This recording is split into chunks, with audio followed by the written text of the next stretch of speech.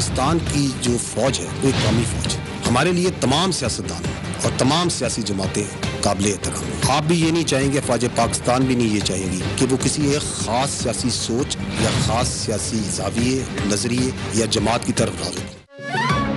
فوج کو سیاست سے جوڑنا قوم کے مفاد میں نہیں. پاک فوج قومی فوج ہے. ہمارے لیے تمام سیاستدان اور جماعتیں قابل احترام ہیں. فوج کسی نظریے یا جماعت کی حامی نہیں. آرمی چیف کہہ چکے طاقت کا اصل محور عوام ہے. DGISPR کی press conference. Major general Ahmed Sharif Chaudhry نے فوج کے خلاف باتیں غیر ذمہ دارانہ اور غیر آئینی قرار دے دیں. بولے اس کے پیچھے ذاتی اور سیاسی مقاصد ہیں. فوج کی تربیت اسے اجازت نہیں دیتی کہ ہر بات کا جواب دیا جائے.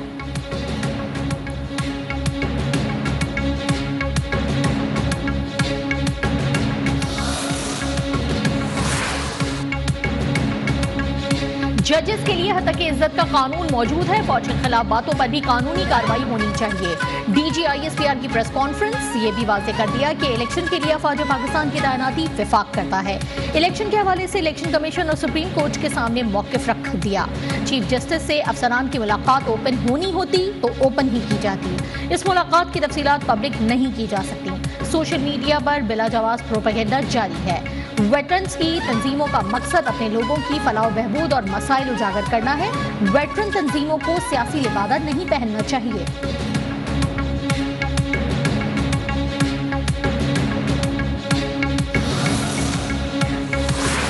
دہشت گردی کے ان واقعات میں TTP کا اور بلوچستان کی دہشت گرد تنظیموں کا بیرونی تعلق بھی ثابت ہوا ہے. رواں سال سیکیورٹی فورسز نے دہشت گردوں اور ان کے سہولت کاروں کے خلاف 8,269 چھوٹے بڑے انٹیلیجنس بیسڈ آپریشنز کیے ہیں. سیکیورٹی فورسز کی لازوال قربانیوں کی بدولت ملک میں کوئی نو گو ایریا نہیں. دہشت گردی کے ناسور سے نمٹنے کے لیے روزانہ 70 سے زائد آپریشنز ہو رہے ہیں. کسی فرد یا مسلح گروہ کو قانون ہاتھ میں لینے کی اجازت نہیں دی جا سکتی. DGISPR کا 2 ٹوک اعلان. کہا معاشی مشکلات کے پیش نظر پاک فوج نے اپنے اخراجات میں کمی کا فیصلہ کیا. عوام کے تعاون سے ہر چیلنج پر قابو پا لیں گے. پشاور پولیس لائنز اور کراچی پولیس آفس کے حملوں میں ملوث دہشت گردوں کا سراغ لگا کر انہیں جہنم واصل کیا.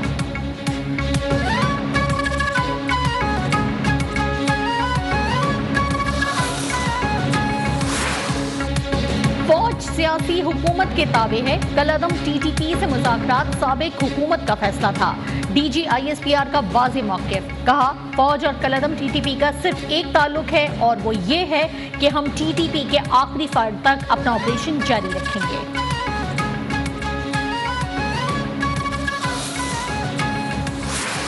فوج پاکستان بھارت کی ان تمام شرانگیزیوں سے نبرد آزما ہونے کے لیے ہمہ وقت تیار اور کسی بھی جارحیت کا بھرپور جواب دینے کے لیے پرعزم ہیں. بھارت کے جارحانہ عزائم اور بے بنیاد الزامات اور دعوے تاریخ کے اوراق کو نہیں بدل سکتے. کشمیر کی عالمی تسلیم شدہ متنازع حیثیت کو نہیں بدل سکتے. بھارتی دھمکیوں سے نہیں ڈرتے. بھارت کی شر انگیزیوں سے نمٹنے کے لیے تیار ہیں. ہر جارحیت کا منہ توڑ جواب دیں گے. DGISPR کا 2 ٹوک پیغام. کہا پاک فوج ضرورت کے وقت جنگ دشمن کی حدود میں لے جانے کی صلاحیت رکھتی ہے.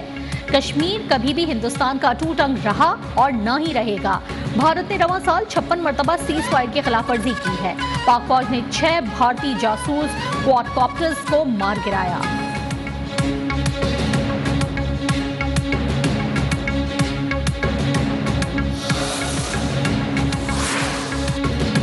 نواز شریف پر جب مشکلات آتی ہیں وہ لندن بھاگ جاتا ہے. جب تک انصاف نہیں ہوگا ملک میں خوشحالی نہیں آئے گی. چیئرمین تحریک انصاف عمران خان کا ویڈیو لنک پر خطاب. کہا جب سے جنرل باجوہ نے چوروں کو ہم پر مسلط کیا ملک تباہ ہو گیا ہے. یہ اپنی چوری کا پیسہ بچانے کے لیے حکومت میں آئے تھے. کپتان اپنے خلاف مقدمات پر بھی پھٹ پڑے. کہا ان پر 145 کیسز بن چکے ہیں. 15 کرمنل کیسز ایک دن میں بنائے گئے.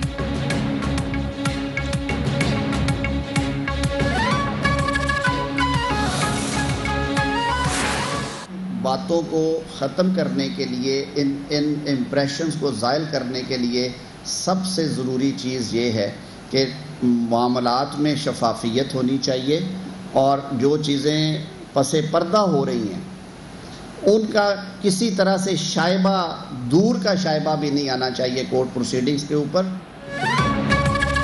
سابق چیف جسٹس ثاقب نثار اور وکیل خواجہ طارق رحیم کی مبینہ آڈیو لیک، حکومت نے تحقیقات کا مطالبہ کر دیا۔ ثاقب نثار کے دور میں بہت سے متنازع فیصلے ہوئے جن سے ملک کو ناقابل تلافی نقصان پہنچا۔ سیاسی اکھاڑوں کی باتیں ایوانوں میں ہی اچھی لگتی ہیں، آئین و قانون کی بالادستی کے لیے معاملہ شفاف ہونا چاہیے۔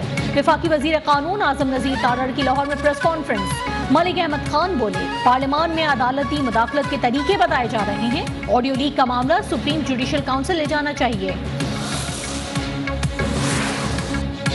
ملک میں جوڈیشل کو لگانے کی کوشش کی جا رہی ہے، جتنے فیصلے ثاقب نثار نے کیے وہ واپس ہونے چاہیے۔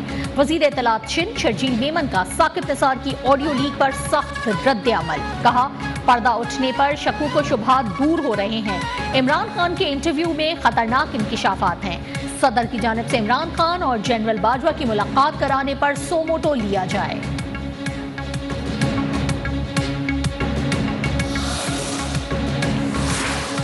یاد نہیں خواجہ طارق رحیم سے کس کیس پر اور کب بات کی، سابق چیف جسٹس ثاقب نثار کی اپنی مبینہ آڈیو لیک پر رد عمل، کہا 2 افراد کی گفتگو کو ایسے اچھالنا رائٹ ٹو پرائیویسی کے خلاف ہے۔ میں نے کون سا کوئی پاکستان کا سودا کیا تھا؟ سینئر وکیل طارق رحیم نے کہا میری واٹس ایپ گفتگو تھی، ریکارڈنگ افسوسناک اور جرم ہے۔ جن وزراء نے پریس کانفرنس کی ان کی صلاحیتوں کا علم ہے، میں نے جواب میں پریس کانفرنس کی تو یہ کہیں منہ دکھانے کے قابل نہیں رہیں گے۔ عید کی چھٹیوں کے بعد سیاسی محاذ پھر گرم، حکومت کے انتخابات ایک ہی دن کرانے کی قانونی حکمت عملی، وزیر اعظم شہباز شریف کی زیر صدارت آرا پارٹی قیادت اور قانونی ماہرین کی لاہور میں بیٹھک، الیکشن کے انعقاد پر وزیر اعظم کی زیر صدارت اتحادی جماعتوں کا اجلاس بھی کل ہوگا۔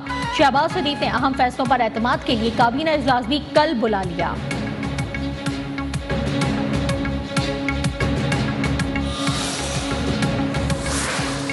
پی ٹی آئی کے رہنما پرویز خٹک کی اہلیہ کا انتقال، تعزیت کے لیے آنے والے چودھری پرویز الہی کا نون لیگی رہنما ایاز صادق اور خواجہ سعد رفیق سے آمنا سامنا، ایک دوسرے سے مصافحہ، گلے بھی ملے۔ پرویز الہی اور ایاز صادق کی ایک دوسرے کے ساتھ سرگوشی، خواجہ سعد رفیق نے اسد کیسر سے گفتگو میں کہا کہ ہمارا تو آپ سے رابطہ ہے، سنا ہے پی ٹی آئی نے نام تبدیل کر دیے۔ پرویز الہی بولے نگراں حکومت کی مدت ختم ہو گئی، اب تمام سیاسی جماعتیں سپریم کورٹ کے احترام اور عزت پر قائم رہیں تاکہ ایک ہی دن الیکشن ہو سکے۔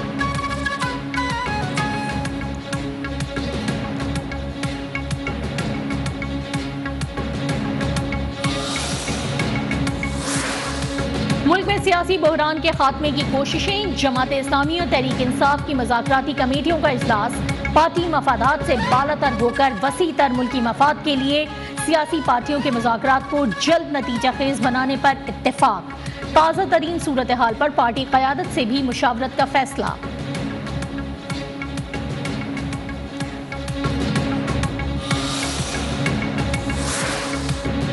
ایم کیو ایم حکومت کے ساتھ شانہ بشانہ کھڑی ہے اور آئندہ بھی کھڑی رہے گی۔ شہباز شریف کو اعتماد کے ووٹ کی ضرورت پڑی تو 100% ساتھ دیں گے۔ ایم کیو ایم پاکستان کے سربراہ خالد مقبول صدیقی کا بڑا بیان، کہتے ہیں مردم شماری کے معاملے میں وفاقی حکومت سے بات چل رہی ہے، کل وزیر اعظم سے ملاقات متوقع ہے، یقین ہے حکومت تحفظات دور کر دے گی۔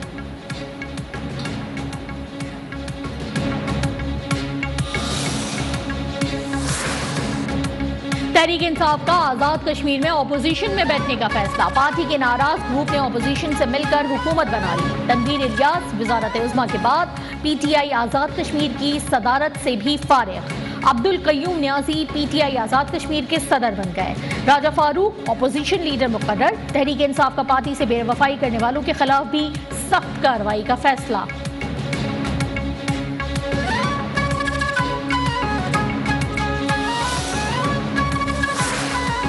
بی آر ٹی کرپشن کی تحقیقات ایف آئی اے سے کرانے کا فیصلہ، نگراں خیبر پختونخوا کابینہ نے تحقیقات کی منظوری دے دی، نیب اور ایف آئی اے مل کر تحقیقات کریں گے۔ وزیر ٹرانسپورٹ شاہد خٹک کہتے ہیں B R T corruption case میں اسٹے لینے سے پتہ چلتا ہے گڑبڑ ہوئی۔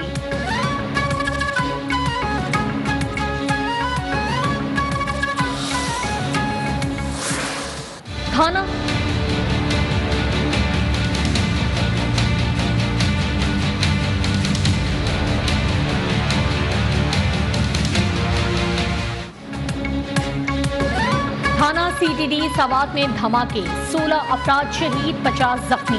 شہداء میں 12 پولیس اہلکار، 4 سویلین شامل۔ نماز جنازہ پولیس لائنز قبل میں ادا۔ سول اور عسکری حکام کی شرکت۔ علاقے میں فضا سوگوار، تجارتی مراکز بند۔ پولیس کے مطابق دھماکے سے تھانے کی عمارت گرنے سے جانی نقصان ہوا۔ دھماکے کی نوعیت جاننے کے لیے 2 رکنی تحقیقاتی کمیٹی تشکیل۔ صدر کا اظہار افسوس، وزیر اعظم کی خودکش دھماکے کی ٹویٹر پر مذمت۔ شہداء کی قربانیوں کو سلام، متعلقہ حکام سے شواہد اکٹھے کر کے جلد از جلد رپورٹ پیش کرنے کی ہدایت۔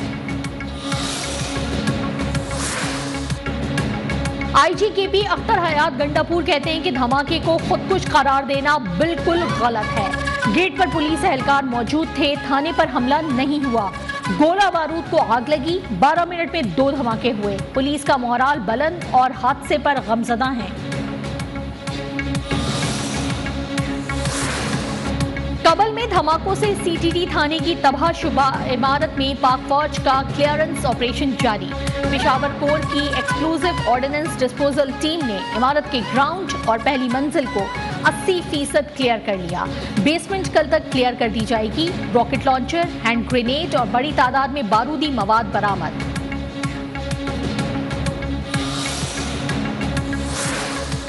Army chief general Asim Munir کی دورہ چین میں مصروفیات۔ 4 روزہ سرکاری دورے کے دوران چین ملٹری قیادت سے اہم ملاقاتیں کریں گے۔ ISPR کے مطابق آرمی چیف کے دورے کا مقصد 2 طرفہ عسکری تعلقات کا فروغ ہے۔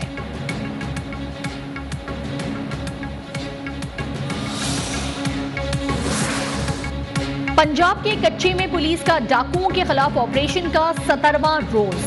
آپریشن میں اب تک 4 ڈاکو مارے گئے، 16 سہولتکار گرفتار، ہزاروں ایکڑ رقبے پر ڈاکوؤں کے خفیہ ٹھکانے تباہ۔ پولیس نے دہشت گردوں کے 7 مزید ٹھکانوں کا کنٹرول بھی سنبھال لیا۔ ڈیفنس کراچی میں شہری کی بہادری، ڈکیتی کی کوشش ناکام بنا دی۔ مزاحمت پر ڈاکو کو اسی کے پستول سے مار ڈالا۔ پولیس نے کارکردگی دکھانے کے لیے اس واقعے کو مقابلہ قرار دے دیا۔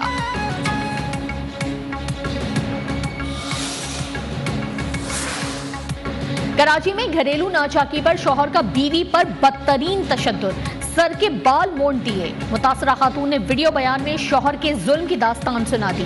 بیان وائرل ہونے پر پولیس کا ایکشن، مقدمہ درج۔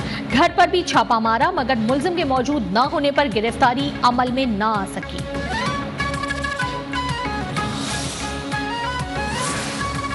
امریکہ میں سابق پاکستانی سفیر حسین حقانی نے الزامات لگانے پر عمران خان کو قانونی نوٹس بھیج دیا۔ حسین حقانی نے نوٹس چیئرمین PTI کی بنی گالہ رہائش گاہ پر بھجوایا۔ نوٹس کے مطابق حسین حقانی پر امریکہ میں قمر جاوید باجوہ کے لیے لابنگ کا جھوٹا الزام لگایا گیا۔ حسین حقانی پر حکومت گرانے کے لیے مہم چلانے کا الزام اشتعال انگیز ہے۔